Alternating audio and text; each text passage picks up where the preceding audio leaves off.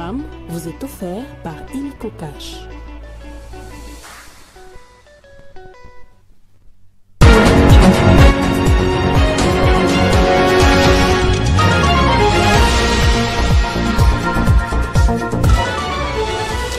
Projet de la révision de la Constitution, l'Église catholique sort enfin de son silence, s'exprimant ce dimanche au cours de la catéchèse des jeunes à Kinshasa. Fridolin Ambongo estime que ce débat est une grande distraction et qu'il y a encore mieux à faire pour propulser le jeune. Le cardinal a par ailleurs appelé la jeunesse congolaise à la vigilance. La presse congolaise en deuil, la journaliste Jemima Diane Mongo de la RTNC est décédée ce dimanche à l'hôpital du cinquantenaire à Kinshasa, quelques jours après avoir été violemment agressée par de jeunes désœuvrés appelés communément Kuluna. En sport éliminatoire Afro-Basket Sénégal 2024, 3 sorties, 3 victoires pour les Léopards messieurs de la RDC. Après avoir battu le Maroc hier par 74 à 65, ce dimanche, les Congolais se sont imposés devant le Sud-Soudanais par 76 à 69 au Stadium Arena de Dakar. Nouveau journal sur Télé 50, bienvenue à tous. Le cardinal Fridolin Ambongo était devant le jeune catholique ce dimanche au cours de la catéchèse des jeunes au collège Saint-Raphaël de la commune de Limité. L'archevêque de Kinshasa a exhorté la jeunesse congolaise de ne pas laisser personne voler son avenir, de ne pas se décourager car personne d'autre prendra soin de son pays mieux qu'elle et d'espérer en Jésus-Christ car son règne est éternel. Abordant le projet de la révision de la Constitution, le cardinal a traité ce débat des distractions en lieu et place de s'occuper de l'avenir des jeunes par des vraies initiatives. L'entrée du cardinal Ambongo arrosée des éloges, main levée, ces jeunes catholiques de l'archidiocèse de Kinshasa et ceux venus d'ailleurs célèbrent la solennité du Christ, roi de l'univers. Lecture des textes bibliques, notamment l'évangile du jour selon Saint Jean, l'archevêque de Kinshasa, le cardinal Fridolin Ambongo Bessungu, prend parole dans son homélie au message clair de la royauté du Christ qui est différente de celle du roi de la terre. Célébrer la solennité du Christ, roi de l'univers, c'est aussi faire triompher la vérité dans un monde, dans une société marquée par des mensonges et la propagation des illusions et de fausses promesses. Aux jeunes, le cardinal Ambongo les invite à s'ouvrir en l'espérance en un monde meilleur, en laissant personne voler leur avenir. Que personne, donc, ne vous vole votre avenir. Votre avenir dépend de vous.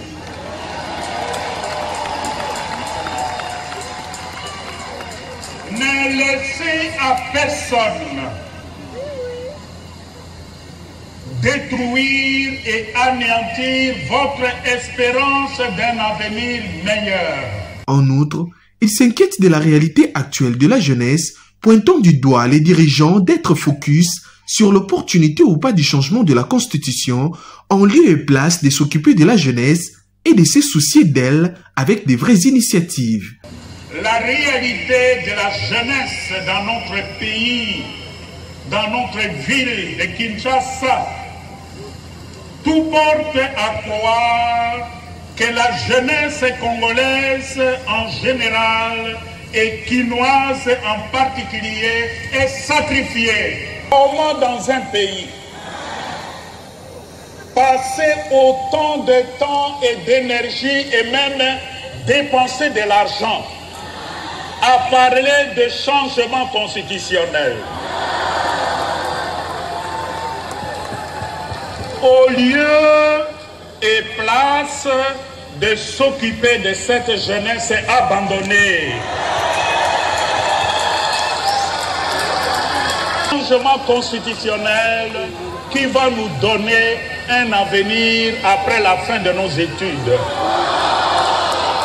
qui va nous donner du travail à la fin de nos études, qui va nous permettre de quitter Massina et arriver à Gombe à temps, sans embouteillage à Kinshasa. Tout ce temps qu'on perd toute cette énergie autour des changements constitutionnels n'est qu'une distraction.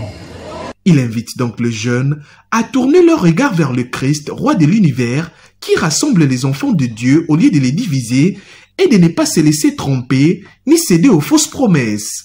Pour l'année sainte 2025 qui s'annonce, le cardinal Fridolin Ambongo conscientise les jeunes à saisir l'opportunité pour changer les cours de leur vie en étant des pèlerins de l'espérance dans un monde marqué par les désespoirs et les antivaleurs.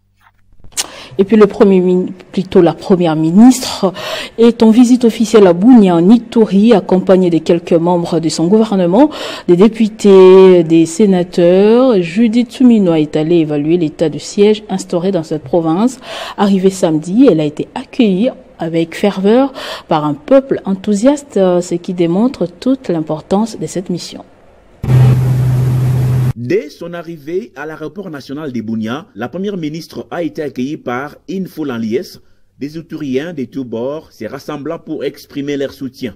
Judith Soumino Tuluka a affirmé son engagement envers cette population meurtrie. Et je viens après une étape que je viens de faire à Goma, parce que le chef de l'État nous a demandé, à la suite de l'ordonnance qu'il avait signée l'année dernière en 2023, sur les mesures d'atténuation de requalification de l'état de siège, de venir faire le point de situation et voir si, tenant compte de la situation actuelle, on a toujours on garde le statu quo ou bien s'il faut revoir les choses.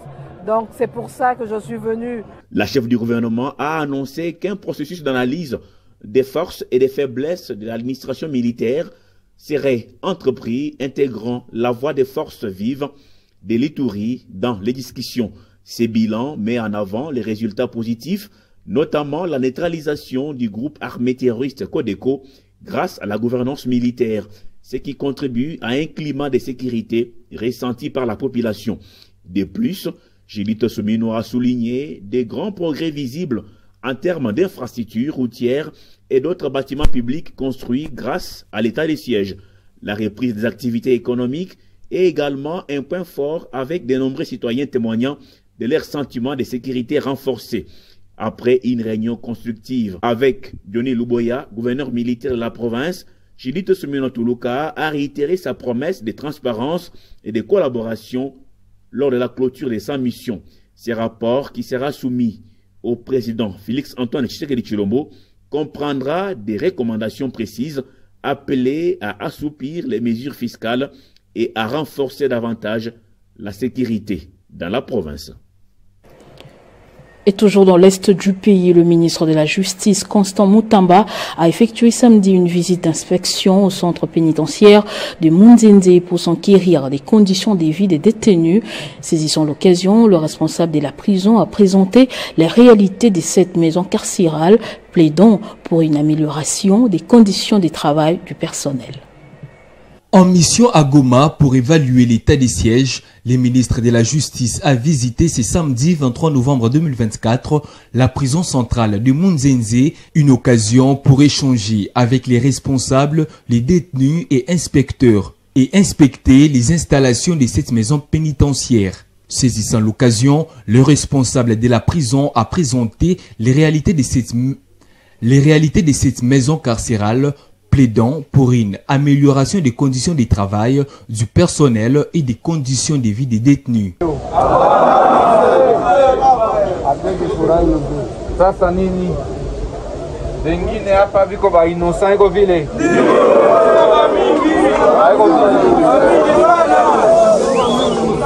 Comme dans ses habitudes, il a prêté oreille attentive aux détenus qui, malgré leurs conditions difficiles, lui ont exprimé leur doléance avec espoir. Malgré les attentes des prisonniers, aucun d'entre eux n'a encore bénéficié de la liberté conditionnelle. Cependant, une commission composée de l'ANER, des magistrats et des responsables pénitentiaires a été mise en place pour étudier les dossiers des personnes éligibles à cette mesure. Il s'y est de rappeler que cette visite témoigne de l'engagement du gouvernement à améliorer les conditions de détention et à renforcer les systèmes judiciaires, même en période d'état de siège. Jemima Diane Mungo, journaliste de la radio-télévision nationale congolaise, est décédée ce dimanche à l'hôpital du cinquantenaire à Kinshasa, quelques jours après avoir été violemment agressée par de jeunes désœuvrés appelés communément Kuluna. L'agression avait eu lieu dans la nuit du 12 novembre sur l'avenue 24 novembre alors qu'elle rentrait chez elle après avoir présenté le journal télévisé des 23 heures. La journaliste a donc succombé de ses blessures. Le gouverneur de la ville de Kinshasa a donné ce samedi le go de la deuxième phase des travaux de réhabilitation des routes. Daniel Bumba a par la même occasion inspecté les travaux en cours d'exécution sur quelques artères. Ces derniers étaient accompagnés du vice-gouverneur Edi Ieli et quelques membres de son gouvernement, dont le ministre des Infrastructures Alain Chilungu. Dans les soucis du bien-être de sa population, que le gouverneur de Kinshasa est une fois de plus descendu dans les rues de la capitale samedi 23 novembre, question de se rendre compte de l'état actuel des infrastructures routières de la ville et prendre la température sur les terrains. De l'avenue Sundi dans la commune de Bandalungwa à Kabambare dans la municipalité de Barumbu, en passant par Assosa Ngiringiri et Kalembelembe à Lingwela, Daniel Bumba, chaleureusement accueilli par ses citoyens, a rappelé sa ferme volonté d'échanger l'image de la capitale.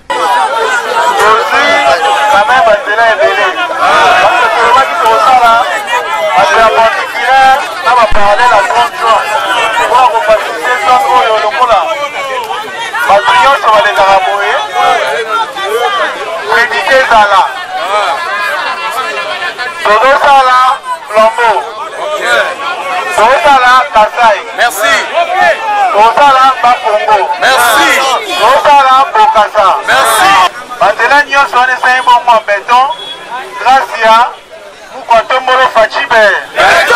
L'autorité urbaine a, à l'occasion, lancé la deuxième phase des travaux de réhabilitation de route. Satisfait des Quinois qui saluent les efforts du gouverneur, lui réitérant leur soutien indéfectible. C'est le gouverneur Daniel Bumba. Ce gars c'est Biso et les Alamois bientôt c'est Pelanae Biso Tolingi et Tovotaï pour soutenir Biso pays. Le gouverneur Daniel Bumba a par ailleurs exprimé sa détermination à concrétiser la vision du chef de l'État pour la ville de Kinshasa. Et puis le projet de stabilisation et relèvement de l'Est de la RDC, Star Est en sigle, sous la direction de Madame Brigitte Kapinga Saouda, coordonnatrice générale, a franchi une étape significative ce week-end. La première pierre a été posée par le gouverneur des provinces Jean-Jacques Pouloussi pour la construction du nouveau bâtiment qui va abriter les bureaux de la coordination provinciale du Sud Kivu. C'est jeudi soir, truelle à la main, le gouverneur du Sud Kivu a posé la première pierre pour le lancement des travaux de construction du nouveau bâtiment de l'administration provinciale pour les bureaux de la coordination du projet Star Est au Sud Kivu. Entouré de personnalités telles que le président de l'Assemblée provinciale, le chef de projet de la Banque mondiale, Dan Owen, et le coordonnateur général du projet Star Est, Brigitte Kapinga Saouda, le gouverneur a marqué cet événement en présence de membres de son gouvernement et de la crème politique et intellectuelle de la province. Ils ont fait une mesure exceptionnelle pour que dès le départ, ces immeubles puissent aussi abriter différents services de l'État, du gouvernement provincial. Cet édifice de 3 niveaux couvrira une superficie de 400 mètres carrés et comprendra 23 bureaux, 3 réceptions, une salle de réunion, une cafétéria, un dépôt, 3 blocs sanitaires et 3 terrasses panoramiques totalisant 1260 mètres carrés. Les travaux qui dureront 7 mois se dérouleront dans l'enceinte du gouvernorat du Sud Kivu. Le coordonnateur général du Star Est, Brigitte Kapinga Saouda, a souligné l'importance de cette infrastructure pour le développement durable et le renforcement des capacités locales, exprimant sa gratitude envers le président de la République, Félix Antoine Tshisekedi Tshilombo. Nous allons construire un bijou pour les comptes de la province. D'aucuns n'a pas cru. Le chef de projet de la Banque mondiale, Dan Owen, a ajouté que ce bâtiment améliorera les conditions de travail du staff du Star Est au Sud Kivu. Nous sommes prêts à avancer dans la mise en œuvre des activités du Star Est dans les zones cibles. Le ministre du Commerce extérieur, Julien Paluku Kaongia, est déterminé à renouer avec l'organisation des activités foraines à travers la République et pour une bonne organisation de la 46e édition foraine à la Foire internationale de Kinshasa. Le comité d'organisation a eu une importante réunion au ministère du Commerce extérieur. Les différents sponsors sont donc appelés à se mobiliser pour accompagner cette édition. Les réunions techniques se multiplient au cabinet du ministre du Commerce extérieur, Julien Paluku Kaongia, pour une bonne organisation de la 46e édition foraine qui sera organisée du 14 décembre 2024 au 20 janvier 2025 à Kinshasa par la Foire internationale de Kinshasa et ce, sous le thème Foire de la promotion des échanges commerciaux pour la diversification de l'économie. Au cours de la dernière réunion du comité d'organisation présidé par Benezet Moussafiri, directeur de cabinet du ministre du Commerce extérieur, des stratégies concrètes et réalistes ont été renforcées pour une réussite totale de cette activité foraine qui va accueillir plus de 200 participants venus des différents pays à travers le monde et cela, en plus des milliers de Congolais qui y sont attendus. C'était également l'occasion pour Benezet Moussafiri d'appeler les experts qui constituent ce comité d'organisation de travailler d'arrache-pied pour faire respecter le chronogramme mis en place par le ministre du Commerce extérieur, Julien Paluku Kaongia, qui est plus que déterminé pour renouer avec l'organisation des activités foraines à travers la République. Le directeur général de la FIKIN, Didier Kapambele, a quant à lui indiqué que cette 46e édition foraine vise plusieurs objectifs dont la création d'un marché commercial et festif, le renforcement des partenariats entre les opérateurs économiques congolais et étrangers et la promotion des produits congolais. Et puis dans le souci d'assurer les meilleures conditions d'enseignement des élèves, Roli Chimangu, accompagné du coordonnateur de l'association pour le bien-être social, s'est rendu ce samedi à l'école Saint-Christophe dans la commune de Ngaliema où il a remis quelques dons de vivres et non-vivres. Une grande satisfaction pour cette école d'être servie par cet avocat qui ne cesse d'apporter son aide à ceux qui en ont le plus besoin. C'était un moment de joie que les élèves du collège Saint-Christophe de Ngaliema n'oublieront jamais durant leur cursus scolaire. Ce samedi 23 novembre, ils ont été honorés par la visite de l'avocat Roli Chibangu ainsi que de Jean Kafumba, coordonnateur de l'association pour le bien-être social, ABS en sigle. Nous visiter, mais aujourd'hui vous avez eu quand même le temps. Nous sommes très honorés de votre présence. Mais est-il que, vous voyez les enseignants sont en rouge, c'est votre œuvre. Je pense qu'il y a une année ou 2 ans, vous avez donné et les habits et l'argent pour coudre ces habits-là. C'est pour ça que les enseignants sont en rouge pour vous honorer. Et ici en Ngaliema, après investigation, on a trouvé que notre école a de belles toilettes. Plus que toutes les écoles de Ngaliema. Je mets quiconque en défi. C'est grâce à vous. Comme un bon père des familles, Roli Chibangu n'était pas venu main vide. Il a à cette occasion apporté quelques biens tels que des cartons de craie, de paquets de jus, une enveloppe contenant une somme importante d'argent et tant d'autres afin d'assurer les meilleures conditions d'enseignement de ses élèves. Venant par cette journée culturelle, vous offrir par ce présent tout votre attachement pour combien louable à notre école. Dans les soucis de moderniser l'enseignement dans cette école, l'avocat Roli Chibangu, dans son amour de bâtir un avenir prospère pour ses élèves, il a par ailleurs promis d'ériger très bientôt une salle d'informatique. Occasion pour lui de motiver encore ses enfants au travail et à l'assiduité. Autre chose, la communauté Banyamulenge de l'Est de la RDC a exprimé sa profonde déception et indignation face à ce qu'elle considère comme un harcèlement tribalo-ethnique matérialisé par une motion intempestive contre Alexis Guizaro Mouvouni, ministre d'État et ministre des Infrastructures et Travaux publics. Dans une déclaration rendue publique ce dimanche à Bukavu et adressée au président de la Chambre haute du Parlement, cette communauté dénonce vigoureusement cette attaque ciblée contre leurs représentants, suivait le président de la mutualité des Banyamulenge. C'est pour nous une honte et une déception sans égale. Au moment où les patriotes Banyamulenge se battent contre Vazemare, aux menaces d'agression dans le Sud Kivu, notre unique représentation ministérielle est l'objet de déstabilisation à Kinshasa. Ça décourage et donne du poids et de la raison à ceux d'entre nous qui sont des mèches avec les pays agresseurs. À titre d'exemple, le village de Rurambo, dans le Haut-Plateau, est en paix, mais ses habitants, rescapés des attaques meurtrières du raid de Tabara, il y a 3 ans, sont submergés par une campagne d'intoxication d'un génocide fictif et purement imaginaire, en fait de pouvoir donner argument à une intervention militaire par un pays tierce. Qu'au même moment où les nationalistes engagés Banyamulenge courent le risque d'un combat inégal, leur répondant numéro 1 soit l'objet des poursuites tribalo-ethniques. Le ministre Alexis Guizaro est en train de faire ce qu'un précédent n'a jamais fait au Sud Kivu, pendant ses pouvoirs, pendant le pouvoir de Kabila père ou de Kabila fils, ou celui de Mobutu même.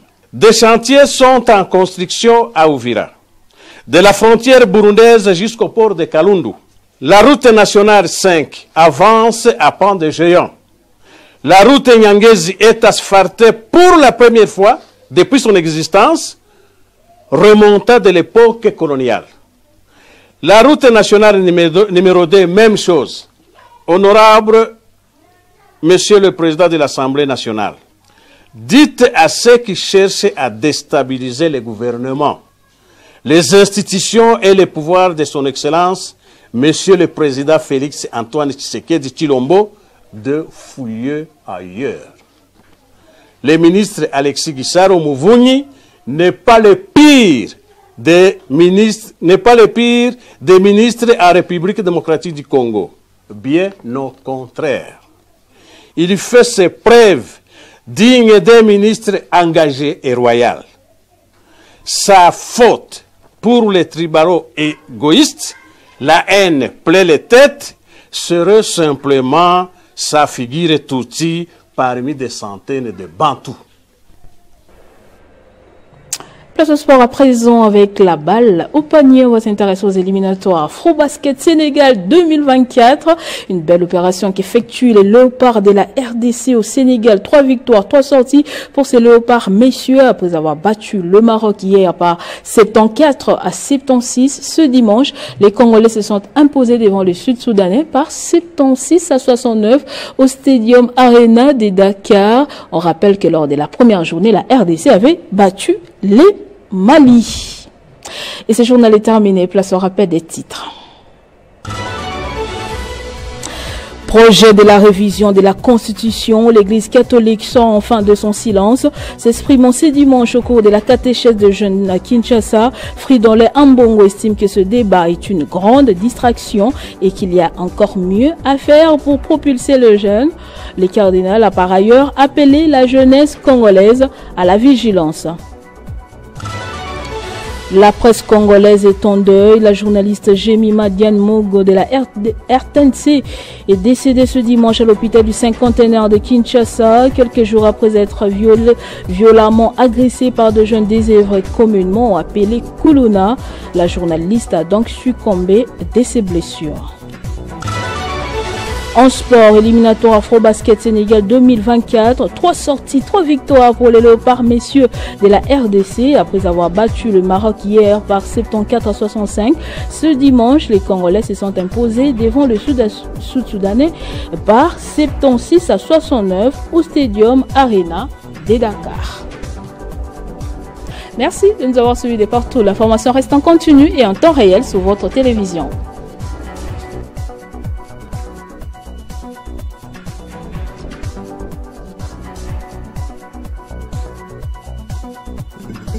Retrouvez toute l'actualité en continu sur www.tele50.cd. Ce programme vous a été offert par Illico Cash.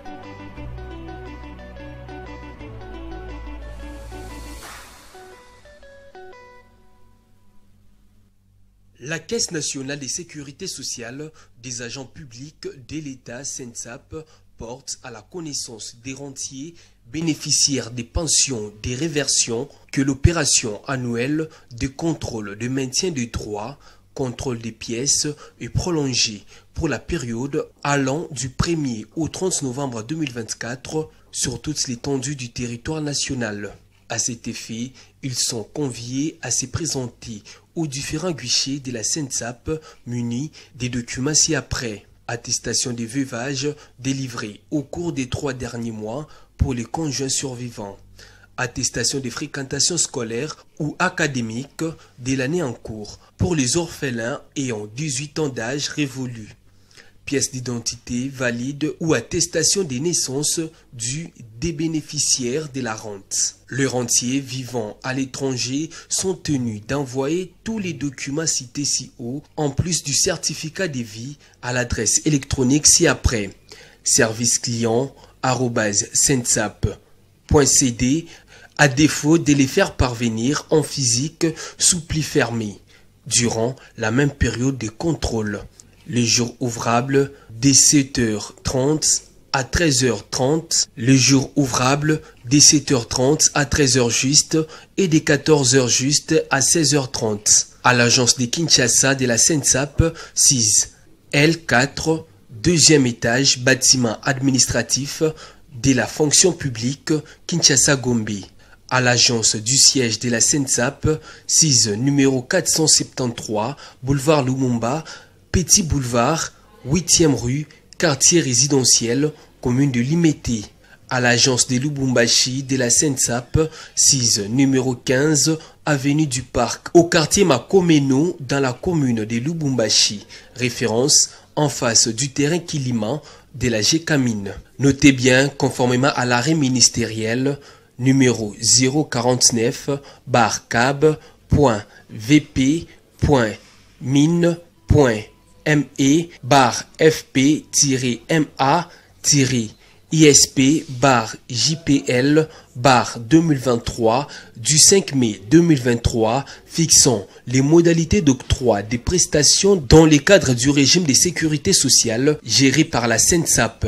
Les paiements des rentes de ceux qui ne se présenteront pas aux opérations de contrôle sera suspendu. SENSAP, tous solidaires, tous bénéficiaires. Fait à Kinshasa le 13 novembre 2024. Message signé Mukeba Passoua Nzambi François, directeur général adjoint. Communiqué nécrologique. L'inspection générale des finances a la profonde douleur d'annoncer le décès de l'inspecteur général des finances, chef de service adjoint, M. Batoubenga Pandamadi Victor, décès survenu ce samedi 23 novembre 2024 à 18h47 à la clinique Saint-Michel à Bruxelles de suite d'une longue maladie. Elle prie toute la communauté de l'inspection générale des finances, de la présidence de la République, du ministère des Finances, de la DGRAD, ainsi que toutes les personnes qui l'ont connu, de le porter dans leurs prières pour un repos éternel paisible. Le programme des funérailles sera communiqué ultérieurement.